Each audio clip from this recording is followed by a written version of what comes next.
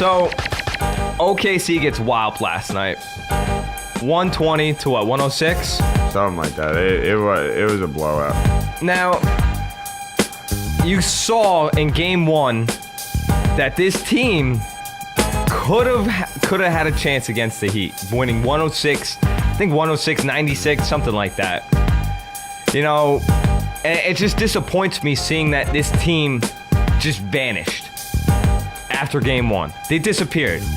KD was still there, Westbrook was still there, but the overall role players just disappeared. And last night for Miami, everybody came to the party. You had 4 players with 20 or more points. Now that is definitely teamwork.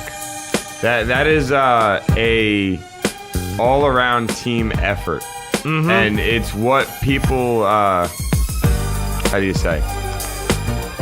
It's what people expected this Miami team to play like for pretty much the entire year. Correct. But they didn't. And so that's why you have all the comments and all the negative opinions on them and all the, well... KGM's putting in the chat room that he thinks Scott Brooks really messed up the rotation. He tries to do too much. You know, Collison hardly played, and they really needed him inside. You know what, KG, I can't argue with you on that. But I think, to me, you're almost giving, like how we're not going to get on Kevin Durant yet about not winning a title. No. I think you almost got to give Scott Brooks the benefit of the doubt. This guy is learning with this team. Everybody they are growing together, and I hope OKC doesn't overreact and fire him.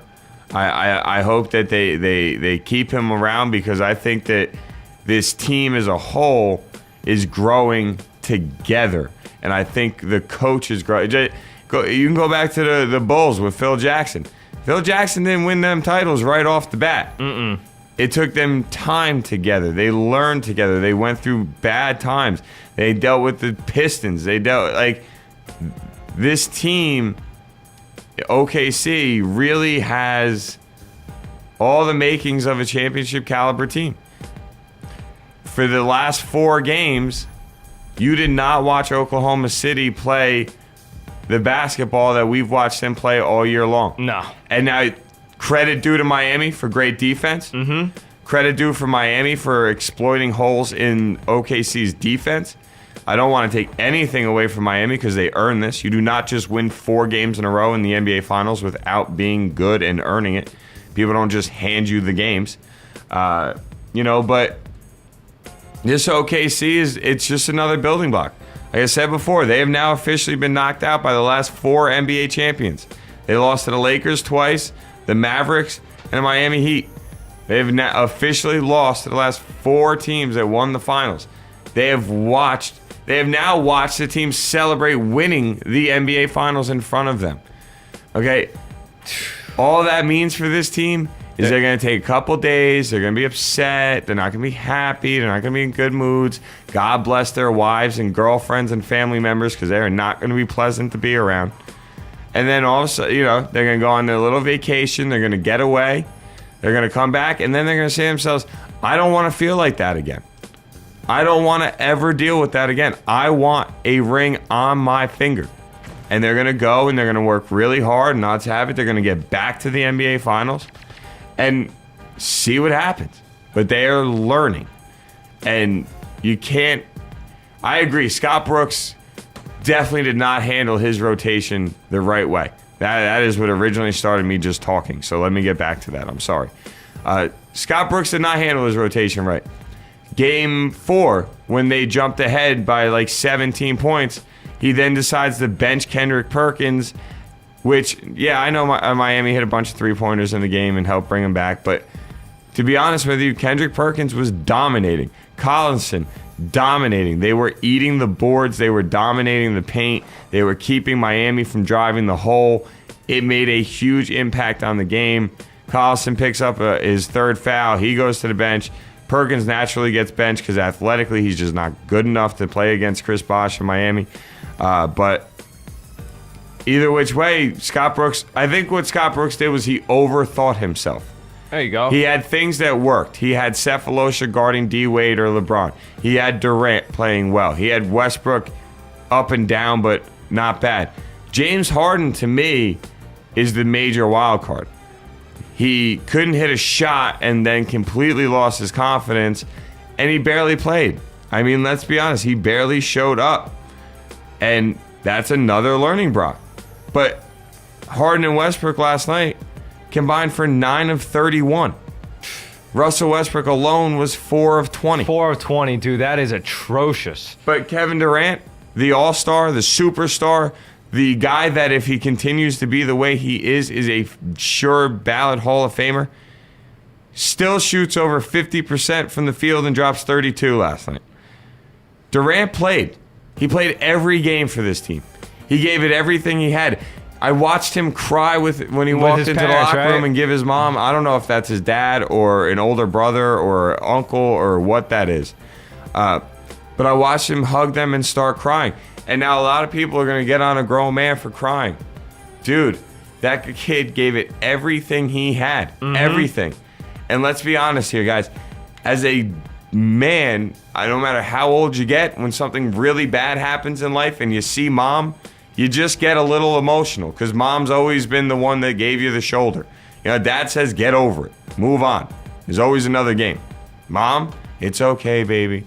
You'll get him again next time. I love you. Blah, blah, blah. That's what moms do. Here's my shoulder, you know? And my heart felt for him because you know that kid gave everything he had to win the game. He gave everything he had to win an NBA Finals. He gave everything he had to succeed. And he fell short. His team did not show up for him. And as a superstar, that's one of the things that I think LeBron James can help him with.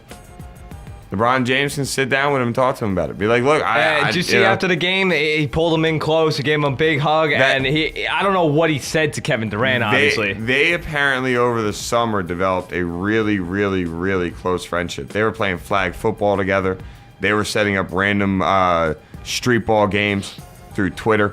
Like sending out tweets. During the lockout, weren't they trying to do like Team LeBron versus Team KD in like a flag football game or something? They did do it. Yeah. Yeah, they developed a really, really, really close friendship over the lockout in the summer, and now I think LeBron, once he gets past the celebrating and the enjoyment, and Durant has time to calm down, I wouldn't be surprised if LeBron calls him or they get together and he talks to him about it. I mean, look what LeBron dealt with when he was in Cleveland. You know, you get to the finals, you're the best team in the East because you can carry your team. LeBron was good enough to carry his team through the Eastern Conference. You get to the NBA Finals, you face a great team in San Antonio, and you get swept. You know, LeBron knows how it feels to be the only guy that shows up and plays basketball. At the same time, we've all watched him not play in the finals, but when he was with Cleveland, he lost because he had nothing around him. But anyway, I'm sorry. My little rant's done for now. It's all right. I got another question for you, though. Okay. Well, you know what? I will ask KGM's random question that he just put out there instead of mine. Who would win the series if all the teams were the same except LeBron had Westbrook and Durant has Wade? Wait, so you're saying if everything was the same, but you just flopped Westbrook and Wade? I still got to give it to Miami. Wow, I still got to give it to Miami. Question. The only reason why I consider OKC is because a lot of how LeBron played is thanks to D Wade looking at him and saying, "Dude, this is your team now. Like, lead us. Like, let's go." Because LeBron openly admitted that he felt like he was sort of walking eggshells last year because it was D Wade's team. He didn't want to, overstep boundaries. Blah blah blah blah blah. And with D Wade saying that to him, it gave him a certain level of confidence and assurance to go out and just do his thing. Well, I just think Miami would still win the series just because you're not making Westbrook be the point guard. LeBron is your point. This is true. He handles the ball. All you're saying here is Westbrook, here, take jump shots. Do what you got to do, man. Make it. Be an athlete. Be an athlete. Bring it to the hole if you want. And I think he could do that. Yeah, you know what? I think it'd be a better series than this one was. I'll tell you that much. I'm extremely disappointed that this series ended in 5 games. So disappointed by it. I had much And the question I was going to ask you, does OKC think about trading Russell Westbrook? And if so, I think them and the Celtics would have a great trade. Rondo for Westbrook straight up. Because I think Westbrook isn't necessarily the fit that OKC needs. I think a Rondo-esque player for OKC would put them over the hump. Because Rondo is an unselfish player, doesn't really, he's not a great scorer, and he makes everybody a lot better. Harden would have probably played better. Durant would have probably been averaging 30 shots a game. Durant would have been averaging way more. With Rondo in Boston. Boston now, they're getting older. They need some more dynamic scorers. I feel like Westbrook would be better off in Boston. Rondo better off in OKC. I know it's probably not going to happen, but I'm just putting it out there. Your idea. I like that. Pixel says, let Rondo stay in Boston. He'd rather have Westbrook any day. Give him Westbrook any day. And I'm actually on the differ on that one. I think Kevin Durant would benefit so much better from Rondo than Westbrook. Depends on what you want. That's very true, too. It really does, because you know what? Either one of them is a hell of a guy to have starting in your lineup. But if you want a guy that strictly assists and rebounds and could give you triple-doubles on any given evening, I want Rondo. If I want a guy that can score 25 a game and still play a decent point guard, I want Russell Westbrook. It's all what you want from your team. Teams that have superstars like a Kevin Durant, probably better off with a guy like a Rondo. Mm-hmm. Teams with aging superstars that can't do much like a Celtics, probably, or like even a San Antonio, probably better off with a Westbrook. DCU adds to the chat that OKC needs to add someone like Kevin Garnett. Oh my, KG on OKC would be insane. Because he has the anger and that Perkins has. And the experience. The experience that pretty much not many players in the NBA have. But he plays with that passion that's why Boston did what they did this year. KG physically and mentally drove that team while Rondo did the distributing. And KG's the man.